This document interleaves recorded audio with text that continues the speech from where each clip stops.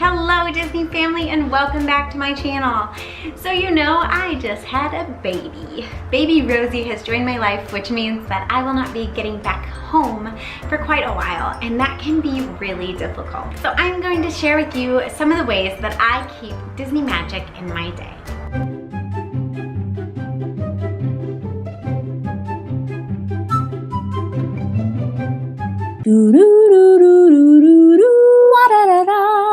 The first one is going to the Disney store. It really helps me to just kind of walk through, see some cast members, see new merchandise, and it's a great way to just feel like I'm home when I'm not home. Number two is drinking coffee out of a Disney mug. Now, this may seem kind of silly, but it actually helps just starting off my day by drinking out of a Disney cup that I got from Starbucks in Magic Kingdom. It just helps my day be a little more magical. Number three is listening to Disney Parks music. Now I actually have a Spotify playlist, which I will link below if you are interested, that I listen to, but listening to Disney Parks music kind of brings me back. I especially like listening to the Carousel of Progress theme song. It is my favorite attraction, so I enjoy listening to that, and I especially like doing that before I'm getting ready for a trip because it really just helps put me on a Disney mood. Next is keeping up with Disney news and current events and watching other Disney YouTubers. I will link some of my favorite YouTubers below, but watching their vlogs when they get to go makes me feel like I'm still there, and also catching up with news and seeing what new things are happening also makes me feel like I'm still up to date and present within the Disney community.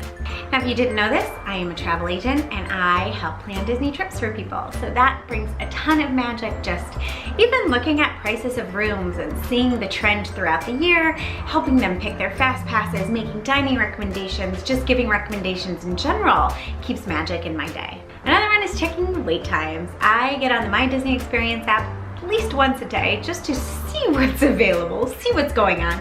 And there are many times where I look and see a 5-minute wait for something and I'm like, if I were there today, I'd be only waiting 5 minutes. Now, in a little more extreme, sometimes I will go to Benihana to feel like I'm at Teppanito. I love Teppanito. It's one of my favorite restaurants in Epcot because that was just one that we went to growing up, and so I have a lot of nostalgia with Teppanito, but I like to go to hibachi houses and have them cook in front of me and make me feel like I'm there. And finally, you know I live in Southern California, so if I'm really feeling like I need a fix and I am missing Disney World so bad, I just come to Disneyland. I go to Disneyland. What are some of the ways that you guys keep magic in your day? I would love to know because I'm constantly trying to do that. I also wear a whole lot of Disney wardrobe. Like, I have a ton of Disney wardrobe, which is why when I lost my Mickey earring, I was so heartbroken, especially since they don't sell them anymore.